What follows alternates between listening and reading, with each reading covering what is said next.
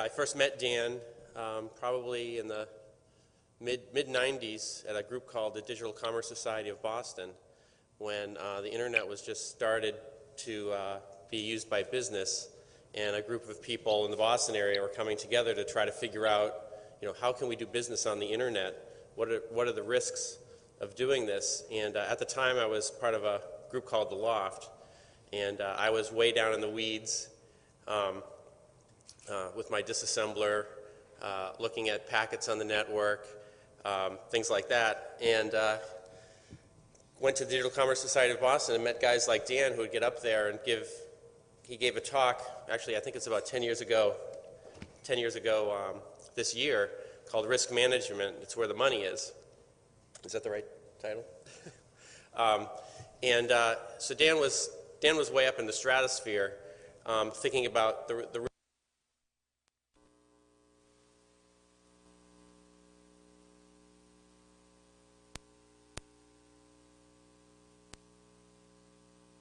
has always been at that high level, because as you go through your career, you start off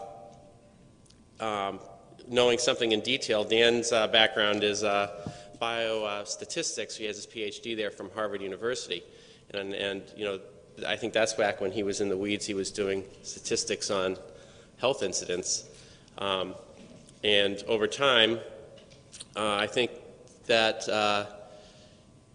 learning how to measure those things and looking at how the real world works with things like disease informs us how the internet works. And these are some of the things that Dan has really brought to our thinking. Today he's at, I did work with him at Stake, and today he's at Verdasys, where he works on the data leakage problem, which obviously is a very challenging thing to figure out. So without, hopefully we're rolling now, and take it away, Dan. Great to have you here. Thank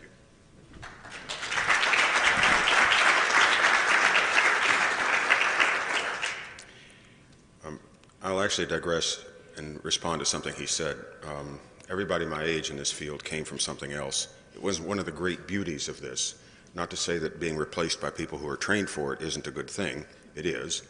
But the early stages were, in fact, everybody came from something else. And while there's still a few of us around who do come from something else, I encourage you to learn how statisticians think, or civil engineers, why do bridges fall down, or lawyers, what's the difference between enforcement and policy, or doctors, making life and death decisions without opening you up every time, and so forth. I mean, this is a Renaissance field, and I'll actually come to that. I'm actually going to largely read what I have to say, because I wanted to write it out in a way that would also be a record of this, so you could have it, and the organizers will have it this afternoon. That's out of respect for an audience. That is to say, as far as I'm concerned, if you have enough respect to listen, I should have enough respect to write it down. And I am aware it's being videotaped. Maybe the two of them will go together. So I'll begin.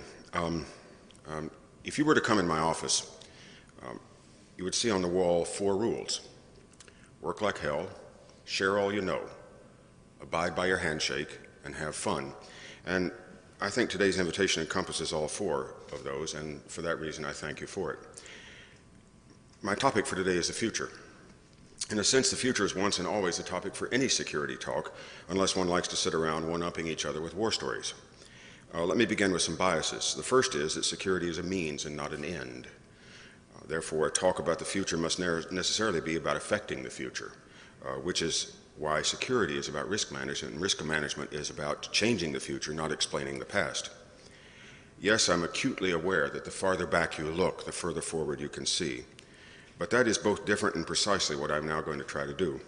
Let me be clear, however, that the only way to judge whether a prediction has any value or not is to wait until it is no longer a prediction. It is likely that some of you will agree, and likelier still that some of you will disagree, that only God could have made a world like the one we inhabit, that its spectacular combination of complexity and durability, balance, and terrible beauty can only have come from a designer. At the same time, if we can get at the truth, it won't matter what we believe.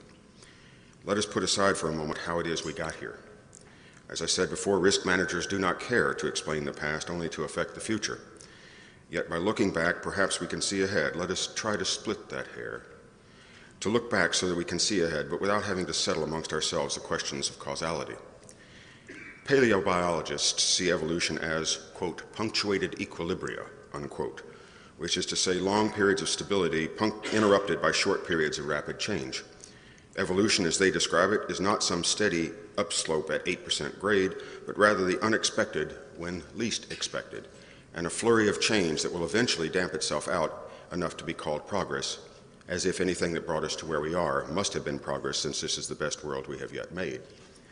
Given that we are not explaining the past, only observing it, we don't have to agree on whether the world was made, but we can surely agree that the world going forward is made, and by us, and we can agree that we are only too eager to make the world we want.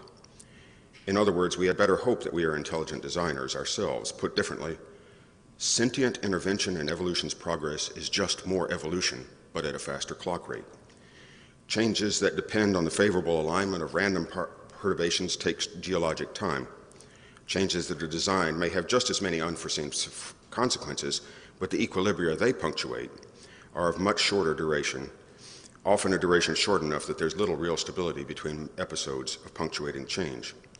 Those who would argue, for example, that capitalism is simply a transfer of Darwinian survival to the synthetic life form known as a corporation, living in a synthetic ecosystem known as the market, would agree, though they would call these intervals between one punctuating event and the next a business cycle. The risk management we need is therefore the ability to maximize the damping effects of stability, and to be prepared to handle the punctuating events of the definitively unpredictable, the latter being what Taleb called black swans. In my career, I've seen enough of these cycles of stability and surprise to find the description apt, even if the cadence of it is arrhythmic. The most challenging security RFP I ever received had 3 bullets. 1, assess us thoroughly. 2, tell us how we compare to our peers. 3, from that point forward, stream us engineering change orders that keep us at constant risk. And despite the brevity and clarity of that, it was simply impossible to meet. This is precisely the so-called innovator's dilemma. Once your firm fully optimizes for stability, that is to say, once you are fully capitalized and the capitalization appears as a barrier of entry to other players, you are then nothing but tasty prey for the next predator who